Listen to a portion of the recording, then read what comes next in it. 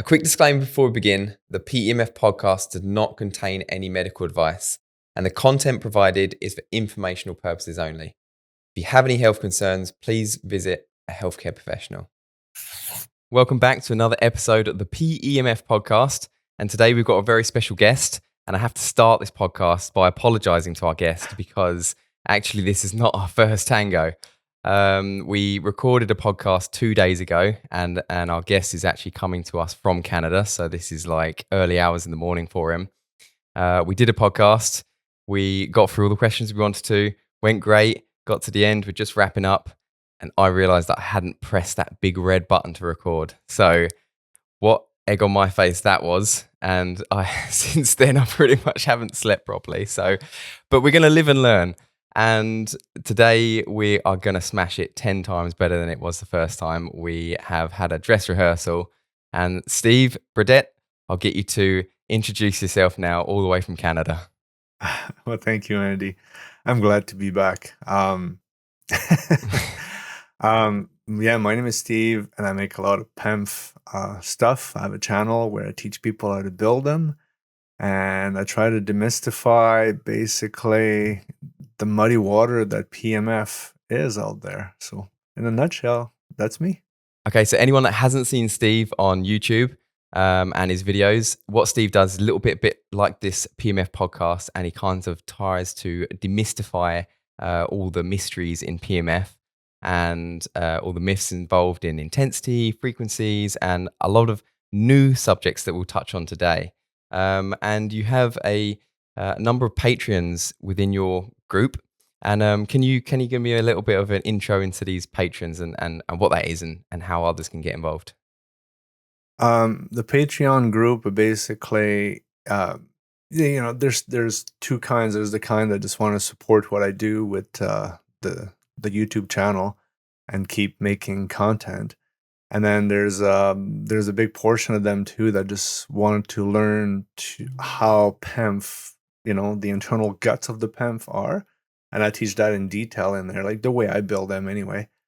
And then some of them people in the group build their own PEMF too. And they find it quite, it's quite the journey when you build your own PEMF, that's for sure. But I try to guide them through all the science of it and all the physics and all the formulas and stuff like that. And yeah, that's basically the Patreon group. It's a safe place for us to explore and talk about PEMF without being judged or ridicule or whatever, the keyboard warriors out there like to do sometimes. No, that's good. So that whole idea of building a PEMF sounds really interesting to me. But how did you get into PEMF in the first place? Let's start from the very beginning. And why and how did you get involved in this weird and mysterious world of PEMF? Well, I'm kind of a person of science. I like science. I do science, and physics is kind of my hobby. I've never been good at the math to be a physicist, but I really enjoy physics. And this lady came and gave us a demonstration of a PEMF blanket for horses, and I got a chance to use what I call the human mat at the time. And it made me feel better in my neck. I have injuries that starts from up here and goes down to my toes. I live quite the life. And when I got up, I was like, man, I feel better. I think I'd like to get one of those. And she told me the price, and it was nearly $10,000 Canadian, which was on sale at the time too. I think they're way more now. But my jaw nearly dropped, and I was asking her a question. I'm like, okay, what is this? How does it work? And this and that. And this poor girl, I mean, she's just a salesperson, not a technician or a scientific person of any kind. She cannot answer any of my question. But when she told me it was an EMF signal they're making, I was like, oh man, this is like my background. I mean, I dealt with EMF all my life. So I decided to dive in both feet and just start understanding the way it works. And which understanding the way it works was not the hard part. The hard part was that people are saying so many different things out there that's what really confused me. And because of that, I dove further and further and further into it to the point where I think I'm probably as cutting edge as I can be right now with all the discovery, science, and facts. And that's the way the journey started. I started build my own PEMF, loved it. Did that as a favor to some of my neighbors. I know I'm always up to no good up here at the ranch. And they loved it. And they're like, you gotta share the knowledge out there. Like, you have to make this more mainstream. So I started the YouTube channel. It kind of took off way more. I thought I would get like a couple hundred people subbing to it, and that'd be the end of it. We're like over 1,000 now, which is 10 times bigger than I ever thought it would be. I have a couple hundred Patreons, which also I thought it'd be like about a dozen people. That'd be it. So it just grew so large compared to what I was expecting. But that's basically my origin story. Yeah, and how you got into it. So no, it's really interesting. So if we talk about building PMF mats, so you built your own PMF mat and you started using it yourself. So when we started talking, I found this really interesting, and people listening to podcasts probably think, myself, I'm running a company called NewMed, and we sell multiple different PMF devices, and we want to make it accessible for people and that sort of thing. Why is he bringing on someone who is going to tell people how to build their own systems? But I found this really interesting, and for the average user, so the average Joe comes up to you on the street and he says, right, I don't want to spend $10,000 on a PMF device. Is it a good idea for anybody to get involved in this and build their own system? Well, this is a very, very good question. The short answer to that is no, it's not for everybody. No more than because you follow somebody on YouTube that fixes engine in your car, are you the right person to fix your own engine in your own car? But if you watch the video that have fixed an engine, for example, you'll be better educated when you go to the mechanic. So you'll be able to understand the lingo. You'll be able to know if the mechanic is trying to take you out for a ride or he's actually being genuine with you. So that is one major component of my channel is education. Mm-hmm. Now, there's always those tinkerers around there that like, you know what? I have the tools, I have the knowledge, I have a guide. I'm going to build my own engine. I'm going to feel fulfilled about that. They're the people that's kind of their hobby in the first place anyway, to tinker around. They're always looking for something new to learn. So that's the majority of the people that will build their own PEMF. Many people would like to build their own PEMF because they feel attracted by that. But in reality, it's not something that everybody can do. Why would you want to buy tools that you'll never use again after that? I mean, yeah. So that was the question I was going to say. Is like, if someone's got the knowledge, is this going to save them money as well? Then that's the other question. See, if you do it right, not only it can save you money, it can motivate you to use the product at the end because you build it yourself. Now, if you make mistakes along the way, there goes your money saving. If you have to buy the tools you'll never use again, there's a money saving again that goes out the door, right? It's not going to look as good as a professionally custom built device like from you guys, for example. There's no way somebody at home can do that. I mean, it's like if you want something that looks commercial, building your own is not necessarily an option, right? So, but if you're somebody that likes to rebuild engine on the weekend, well, this might be for you. Okay, no, good. So we'll talk a little bit more in depth about the building side of things and all the different modalities when it comes to PMF, and because we talk about a lot of the intensity frequencies and that on a podcast, but there's some modalities we don't talk about often, and we'll touch on those. But for me, I think a good subject for us to talk about is, why do you think there's so many conflicting statements when it comes to PMF? Why does everybody advertise all these different things? Yeah, this is probably, I have a huge background in project management. I used to oversee a really, really large project. And the first thing you do as the guy in charge, you try to find out all the different facets of the project and try to understand what's going to be the conflicting areas on your project. And when I got to PEMF, I was like, well, why is this guy saying I need 5,000 Gauss? This guy says I need 3 Gauss. This guy says I need whatever, right? And I was like, this makes no sense. This guy's a medical doctor. This guy's a physicist. This guy is a biologist.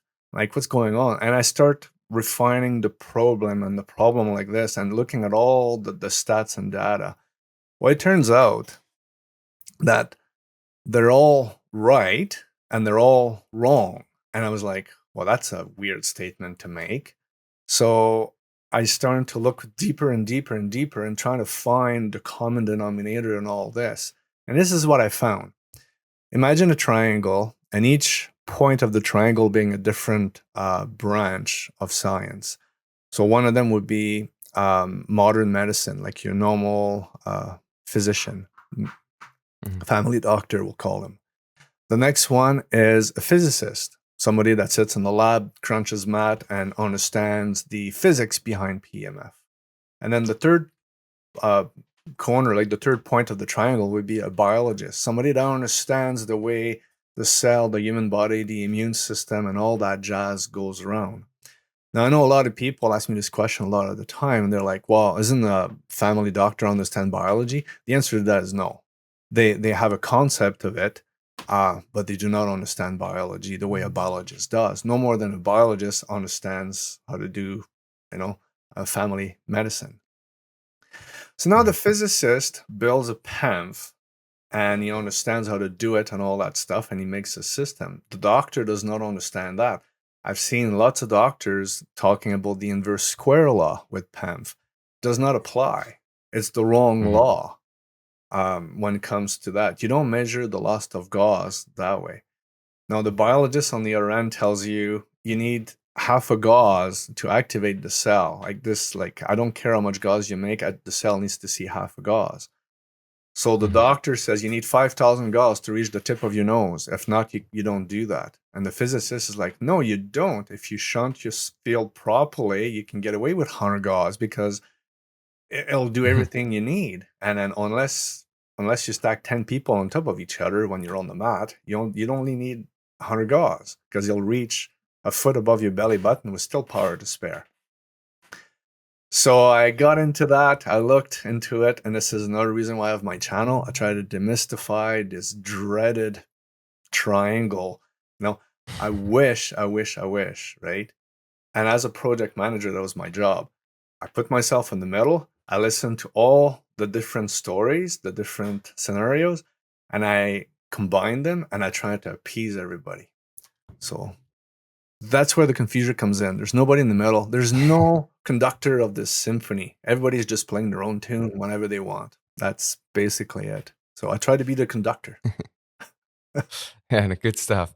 And you mentioned during that the Gauss, the Gauss is mentioned quite often, and that's something that we mention on this podcast quite often because it tends to be a factor in which people purchase devices and in which they're priced, because generally the higher intensity, the higher the cost, the higher the Gauss rating, and some people will just purely look at Gauss rating when buying, and it's almost like buying a bigger engine in a car. But we try to tell people that you don't necessarily need the highest Gauss, you don't necessarily need the low. It's trying to find a sweet spot for that. But something that you mention quite a lot is a term called Weber. And can you tell us a little bit about Weber and why you think it's more important than Gauss? All right. So I'll try not to go too deep into this one. Just give you the excuse me, the highlight of it. Weber versus Gauss. First of all, Gauss means nothing by itself. It's like saying something is blue. What is blue? So if we look at, for example, a river, if I tell you the river has 10 Gauss, they'd be like saying the river at this particular point in there, as I point out my fingers, has 10 psi as far as pressure goes. So It still doesn't tell you how big the volume of the river is. Doesn't tell you. It could be a trickle or it could be a tsunami coming at you. You have no idea. The Weber does that. The Weber tells you not only the pressure, but it tells you the volume of it. So Weber gives you an idea how many flux lines per square meters are being flowing through this area. That's what Weber is. So if I grab a coil the size of a penny, it's easy to make 200 Gauss out of that with very low amount of power. But the Weber of it will be minuscule. There'll be no penetration. So when somebody tells you they have a device that makes 1,000 Gauss, it still doesn't tell you anything. It doesn't tell you where that Gauss goes and how big the coil is, and doesn't tell you anything. So I can have a coil with 500 Gauss and a coil with 50 Gauss. The coil with 50 Gauss being bigger, being shunted properly with other coils around, and making 10 times the Weber that the more powerful coil gives you.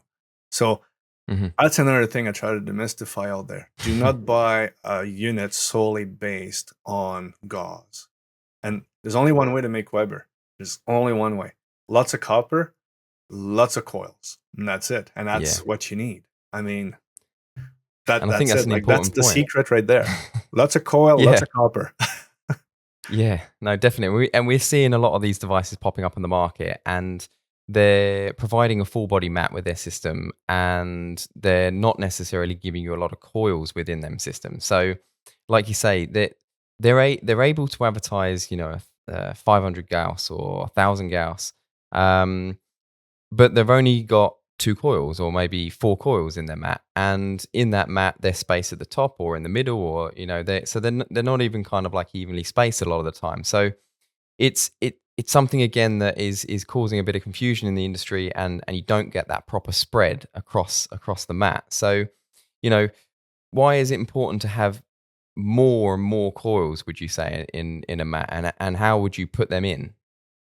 Yeah, so more coil, like each coil has a specific amount of Weber. And then when you add another coil, you actually double the Weber, assuming the coils are both the same size. Now, another confusion there is out there a lot of the time, if this coil makes 50 Gauss and this coil makes 50 Gauss, you don't have 100 Gauss. You still only have 50 Gauss. That's all there is to it. The Weber doubles, but the Gauss doesn't. So a lot of companies like to say, I have 10 coils making 5 Gauss, I have 50 Gauss. You don't. You still only have 5 Gauss. They have to be placed in such a way that they shunt each other too. So the magnetic field never crosses each other. There is some people out there on the YouTube that shows out the magnetic field, the flux line crosses each other. That's false. They cannot. So when the two coils are side by side and then the magnetic field comes, they actually push each other towards the same direction if they're facing the same way. So placing your coil in a strategic position on the mat, evenly placed, will help with that. So that's another reason why the inverse coil law does not apply to this. I talk on that in one of my video. Now, if you have a coil that is facing opposite of the other one beside, you're now shunting the field in what I like to call a destructive way. So you're creating a shortcut between the coils, which means the magnetic flux line will go out of one coil and flow into the one next to it. Instead of being pushed to go up, it'll flow into the next one over. So these companies out there that put, let's say, 10 coils on their mat or 6 coils on their mat, and they're randomly placed. So you are pretty much, you're still making 50 Gauss, you're still having a PEMF mat and all that stuff, but the Weber all of a sudden will go to 0 because the fields are shunted. So that's another reason why I like the Weber, because the Weber doesn't lie, right? Yeah. So, and that's where we talk about polarity. So some of our listeners of the podcast will probably remember that we've spoke about polarity quite a lot, and we have a north side of a mat and a south side of a mat. So are you saying, Steve, that if you don't put the coils up the correct orientation, or that the copper's going around the right way and in a consistent way across the mat, that's going to affect the north and the south. Yeah, you're basically destroying the field. Like, you're not destroying it in the fact that you cancel it. You're destroying the quality of the field. Because to give you an idea, it's like a PMF mat is a noise-making machine. You want your speaker to sound well, to reverberate right, and have a good echo and all that stuff, so you have beautiful music. So look at your mat that way. Your coils are your speakers. So if you put a coil north, south, and then north, the sound will go from one speaker into the next one like this. Instead of going out in unison, they flow into each other, literally canceling the effectiveness of a PMF mat. So what you're doing is you're sitting on a mat that has maybe 100 of the power that you need in the first place. No, it's really interesting. So that's something that for people that are looking to buy a system, we've mentioned before about looking into polarity and in terms of the effect polarity has on the body in terms of applying the north side and the south side, you know, we kind of are all on the same page where we don't feel like that has a therapeutic benefit between the two. But what we're saying is if you put the coils around the wrong way when you're building the systems, we're talking about the manufacturers here originally putting the systems together. And we're seeing, you know, manufacturers popping up all over the place at the moment, and devices getting cheaper and cheaper and coming from all angles of the world. What I would kind of say to people is check out whether the manufacturer knows what side of their mat is north and what side of their mat is south, and can you switch it in the settings or can you flip it? If they don't, even if they're not able to give you that answer, then you can kind of assume that they don't know which is north and which is south. Maybe they're not even putting the coils around the right orientation. So something to look out for when people are buying. But last thing while we're kind of like on the subject of the coils is, does the shape of the coil make any different? You know, can we put in triangular coils or you know, coils made of different things, or can we you know, should it always be circular? And you know, is that something that is affecting the magnetic field as well? Yes. Once again, right? We always want, like, everything you do with magnetic field is about manipulating the magnetic field. You can never, well, you can cancel it, but that's a story for another day. So manipulation of the field is basically a matter of making it work in a way that you want it to work for your purpose right now. So if you're building a rail gun, the idea is to shoot a projectile down a cannon. So you're going to manipulate the field to achieve that. A solenoid is, the goal is to suck in against a spring, a rod, and then release it. That's, you manipulate the field for that. For PMF, we want to manipulate the field to make a smooth and as large of a bubble to incorporate the whole body into it. To achieve that, the donut-shaped coil is the only way to do it. Any other shape will create nothing but a disaster. I've run a gazillion simulation. I've talked to a lot of physicists and read a lot of papers and stuff like that. And the donut-shaped coil is the perfect system for this. Now, putting an iron core inside a donut-shaped coil will give you higher Gauss number, but will reduce the overall Weber. So once again, it's a scam that a lot of companies will do, right? Now, if you try to target something specific, having an iron core will help you focus the beam. This is the analogy that I give to people all the time. I place you in the dark room and I give you a choice of having either A or B as a light for you to get out of the room. One, you have a 25-watt light bulb, and the other one, I give you a 5,000-watt laser. Well, if you want to get out of the dark room, the laser is useless. The 25-watt light bulb will be much better. That, once again, what means nothing, right? It's how much lumen you have, how much Weber you have, right? So all of a sudden, the 25-watt light bulb will allow you to go everywhere in the room because that's all you need. So Yeah.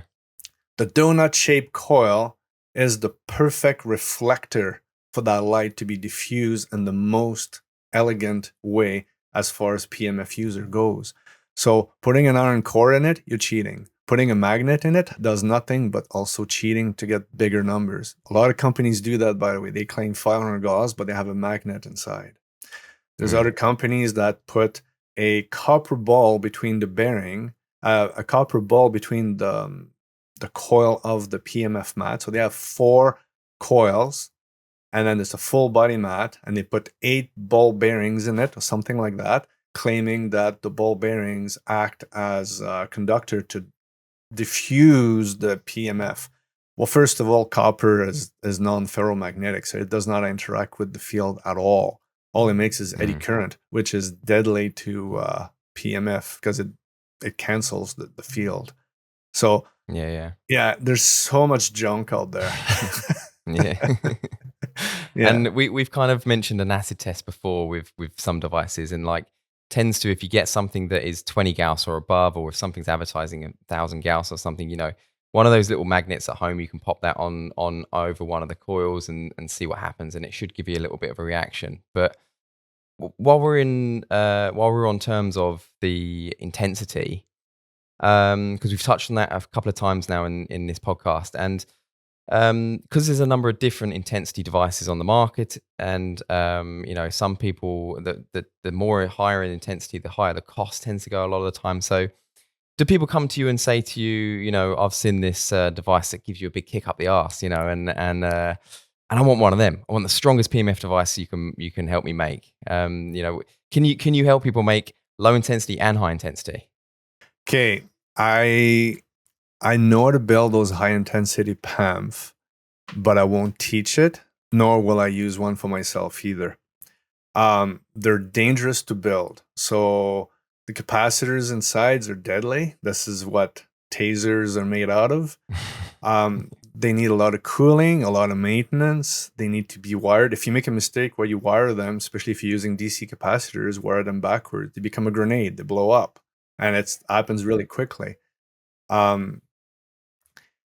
High intensity PEMF dabble in 2 different categories. First of all, they have the PMF side of them, and they also have the TAN side of them.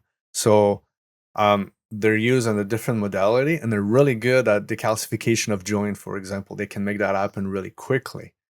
But as far as using them as a T-PEMF, like a transcranial PEMF, which you can do all kinds of brainwave entrainment, you cannot use them for that. So they also need to be used more of under like guidance. Like somebody should know a little more of what they're doing with high intensity PEMF, because you can cause damage, for example, to muscles or brain area. So this high intensity stuff with the flexible coil is a different universe altogether. They require more maintenance. They're more expensive to buy. They're extremely complicated to build and dangerous to build. So to answer your question, I won't teach that one to anybody. I mean, I'm building a device right now that's fully adjustable, still low voltage and everything else. And I'm doing this for a research facility. And I will not teach how to do that one, because you're dealing with 120 volt or 230 volts into the box. And as far as I'm concerned, you should be qualified to do that. When dealing with 20 volts, your skin dielectric is good enough to protect you. Yeah, and it's no joke, because, you know, we laugh about it, and I've mentioned this to Steve before, and actually I don't think I've ever said this on the podcast, but NewMed sell a range of low intensity and high intensity devices, and we are kind of the unbiased when it comes to the different devices we offer. And I'm no engineer. I'm not alluding anybody to that. And we had a high intensity device in for repair one time, and it was having a spark chamber replacement. And I thought, engineers aren't available, I'll give that a crack. It looks pretty easy. I opened up the device, touched one of these big white cylinder things, which I had no idea was at the time. Now learned it's called a capacitor. I don't know how strong this thing was.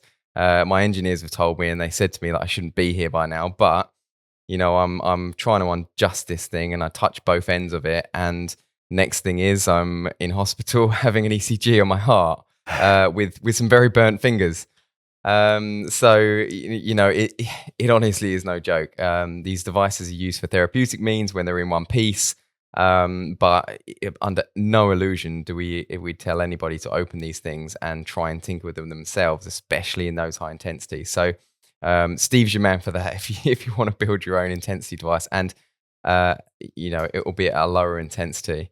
But talking about intensity and the Gauss and that sort of thing, there's another modality that we don't mention and we haven't kind of covered on the podcast yet, but it's something you bring into this world and something that you think is also worth mentioning, and that's something called slew rate.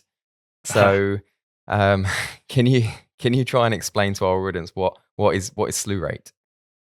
Well, slew rate is the time it takes for the signal from the controller to go from 0 to 100%. So if you have a sine wave versus a square wave, obviously the sine wave will take longer to get to its peak versus a square wave, which it's not instantaneous, but for all intent and purposes, we'll call it instantaneous because it happens in like millionth of a second, while the sine wave happens over a much longer period. Like it could be 100 times longer.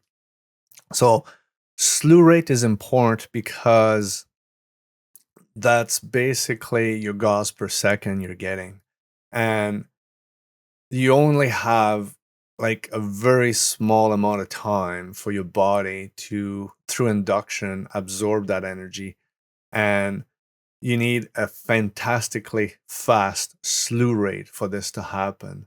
So there's another thing again. If you have a sine wave that makes 100 Gauss, you may only be using half of that. You still make 100 Gauss, but you're only using the first half of it because the rest of the time it takes too long to reach to that, and the induction no longer happens.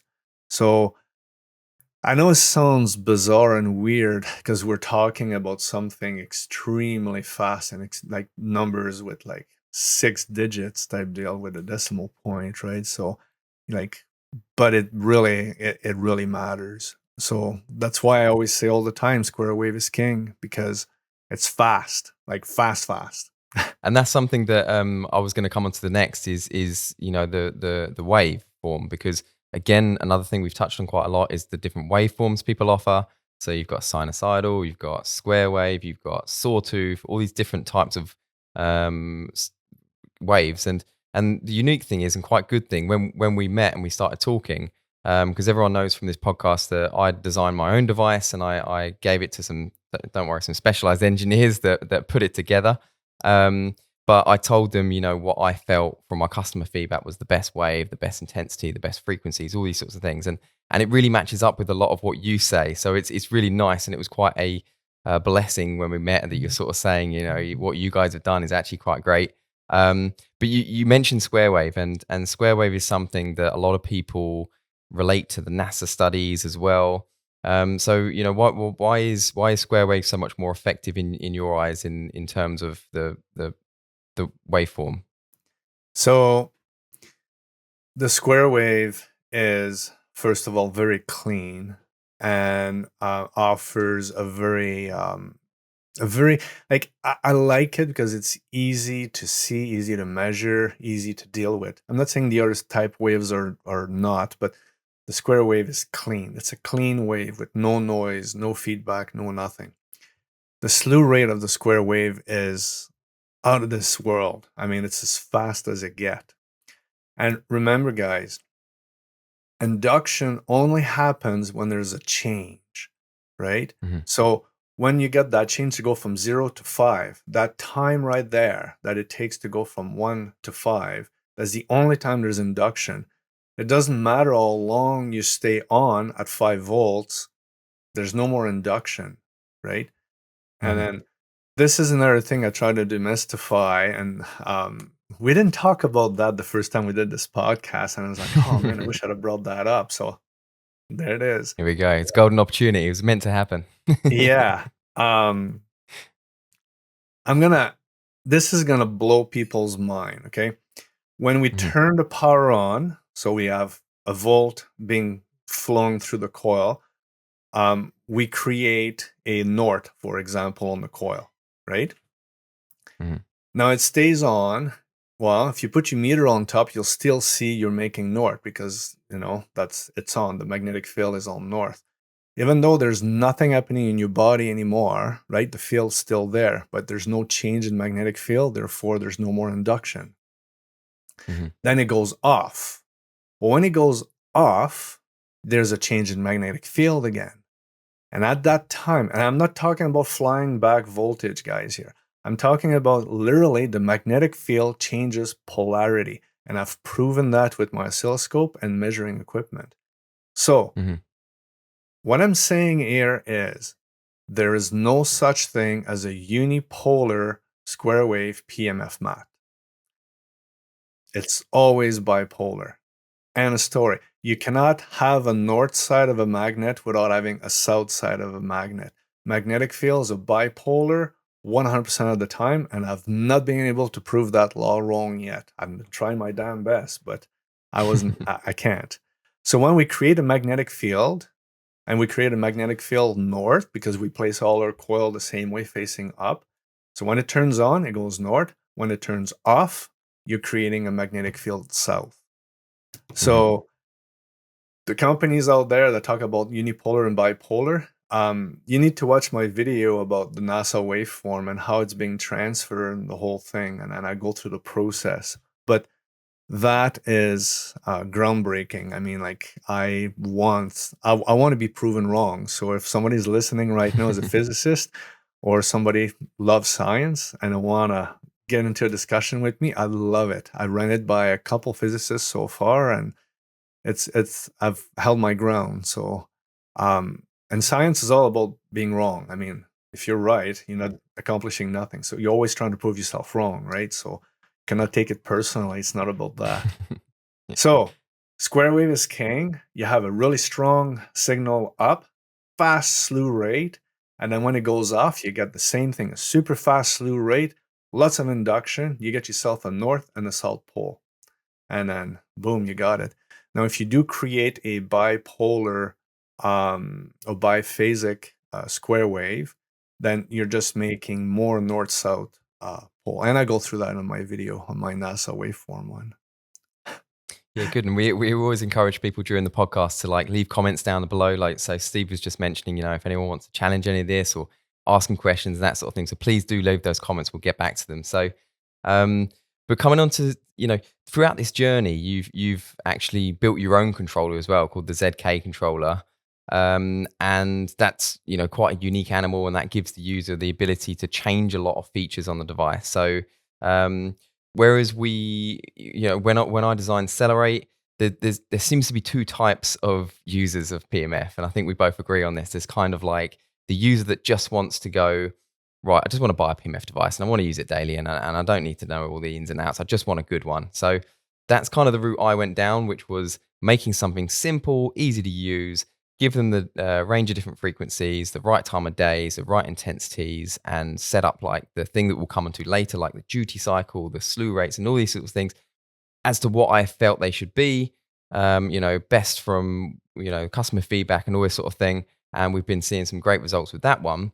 Whereas Steve's ZK controller is this other type of user, which really wants to tinker and really wants to be able to change things like almost like the intensities, the frequencies, the duty, the slew rate. So duty cycle is something else which we've seen on another device that actually we offer at PMF at NewMed. Sorry, um, it's something that we haven't mentioned on the PMF podcast very often, but I'll let you introduce duty cycle as well as another modality, and just tell the audience a little bit about duty cycle and what that has to play in PMFs.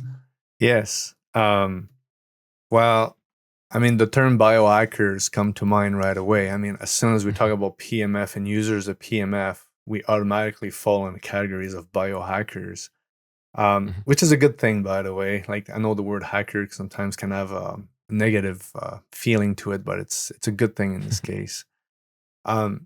So the duty cycle, for example, is just the length of time that the signal stays on. And like I previously said, it doesn't do anything if it's on for 10 minutes or 1 second. I mean, the change in the slew rate is all that matters. So adjusting the duty cycle literally just creates heat. That's the sole purpose of duty cycle, making heat. So us in Canada, we like to be able to in the cold day of winter, you just turn the mat on, you increase the duty cycle to, let's say, 20%, and the mat will make a little bit of heat, and it feels good. Technically speaking, 0.01% duty cycle is basically the optimum to get everything the PEMF has to offer. So you can build a medical device that works on the watch battery that you would place under a cast to heal a fracture in 3 weeks versus 6, and you could use micropulse and have the battery last for a month, running 24/7 by micropulsing. So duty cycle has many applications that way. And well, the biohacking community likes to play around, so giving them the option to change the duty cycle is a great thing. And then you get all kinds of feedback. That come at a cost though, because if you increase the duty cycle too much, you can literally burn yourself, because it's like a light bulb, right? It gets really hot. And you also not really, you can actually turn off the benefit of the PEMF. So Yeah. So it's another important modality when it comes to building PMFs. And this again, people don't understand that these manufacturers really need to know what they're doing when it comes to PMF, because at the end of the day, the technology itself is quite simple. It's putting a bit of charge into a copper coil at different frequencies. But as we know, there's so much more that goes into it.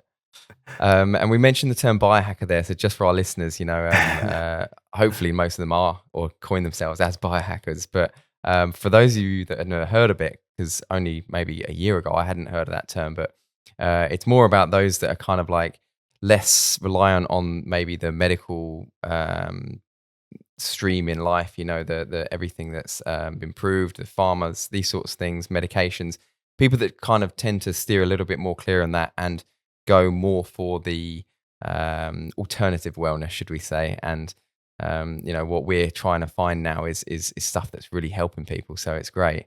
We'll come back to your ZK controller, because that really interests me. Okay. And you've demoed that to me before, and it looks absolutely great. There's something a little bit more unique about your device that we wanted to touch on, because most PMF devices, they use super low frequencies, and we talk about like the Earth's frequency being 7.8 hertz, the Schumann resonance, and all that sort of thing. A lot of PMF devices will only go up to 30 hertz or 100 hertz, sorry. But your ZK controller has the ability to go up to 1,000 hertz. Why did you put that in there? When I designed the program, I wanted to give the community, the biohacking community, the ability, and the researcher, because I deal a lot with researchers and doctors too. I wanted them to have the ability to have a range of frequencies that they wanted. The 1,000 hertz came from, I was reading a study where it's a really well-known fact now that there's a really strong correlation between a slight brain inflammation and depression and anxiety. And they found that PMF, when exposed, the proper PMF, exposed to the brain, was reducing the inflammation and getting people out of their spunk. So I got into this rabbit hole and I was reading about it, and I came across this research that they took people that were not responding well to medicine for depression, and they exposed them 20 minutes a day for a few weeks to 1,000 hertz at a fairly low Gauss Weber system. I think there was not like, it's not like it was tremendous amount. I think it was even 100 like 100 Gauss or 50 Gauss. I can't remember on top of my head. But what really astonished me was the result they got. Like, it was amazing. Like, they turned these people around, and these people like were expressing themselves and saying that I feel better. One lady even said, it's like, I used to see the world in black and white. Now I see it in color. Mhm. you know. And I'm by myself in my lab or in my dungeon, and I'm reading this, and I'm putting my hand up like, as if somebody's gonna pay. Yes, Steve, you have a question, and I'm like, Mm. okay, you're taking the people that are the most difficult to help with depression, people that do not respond to medication at all. You expose them to this 1000 hertz PMF system, and you have a tremendous success. Why don't we start there first before giving medicine freely? Why don't we see Mm. if we can help people with no side effect, no addiction, something that you can do at home, something you buy once and or you just get treated for a few weeks and it helps you get out of it. Why don't we start there? So Yeah. that got me going and read, and I found like a lot of evidence all over the world for people that did research with very small pools of people. Those research usually are not well founded because there's no money in it, and they're all getting the same results. So I decided to allow my Nexion, my programmable touchscreen system to have 1000 hertz, and well, we saw major like really good success with it. I currently, as we speak, have a group of people um, in Europe that are doing like this guy is finishing his doctorate in psychology and he's writing his paper on this and he's doing those tests himself. I've seen it personally too, where it helped people, and I've got many instances of people that claim that it helped them quite a bit too. So the 1000 hertz is a mystical being. I always tell people frequency does not matter as much below the shoulder as it does above the shoulder. The brain is quite the machine. Same thing with Alzheimer. The brain plaque, you know, if your brain vibrates between 55 and 85 hertz half a dozen times a day, you'll clean the brain plaque, which is a leading cause for dementia and Parkinson's and everything. So yeah, I can go on like this forever, actually. Yeah. Yeah, and on that point, to be honest, Steve, we could be talking for hours, and we could drag this podcast out quite a lot. And but we'll have to cut it off at this point. But it's we'd love to get you back on, and like we've been saying to people, for a third time, sorry, but we'll get you back on, and we want to get people to leave questions after this, and being involved in PMF, like you said yourself. It's really nice, and it's motivational for ourselves, not just for trying to run businesses and things like that, but it's seeing the results it has for people. And you mentioned that with the whole 1000 hertz. It's and myself running a PMF business now for nearly 10 years, seeing the results it has for people, and it's become quite a passion. It's become quite a passion for yourself, and that's really amazing to see. So if anyone listening, if they want to leave some comments, that's absolutely fine. We'll try and get back to them. We'll try and get Steve back for a third time and get him on the podcast and answer some of those questions. Um, if you're listening on to all these different platforms, if you could give us a 5-star review, or if you can leave some comments, that'd be great. Steve, if people want to find you, if people want to watch their videos, that sort of thing, where do they need to start? You can go on YouTube and just type in my name, Steve with double E, Steeve. Thank you, my parents. Um, you can type that like PMF with Steve. On Patreon is the same thing. Just go to the Patreon platform and then just type in PMF with Steve. And I'm the only one spelling my name this way and with the word PMF in it. So you'll find me. It's quite easy. Thank you again, Steve, and thanks for coming on and re-recording this. And I think you'll agree we definitely covered some more ground that time. So thanks again, and we'll let you enjoy the rest of your day now. Thank you. Talk to you soon. Cheers. Thanks a lot.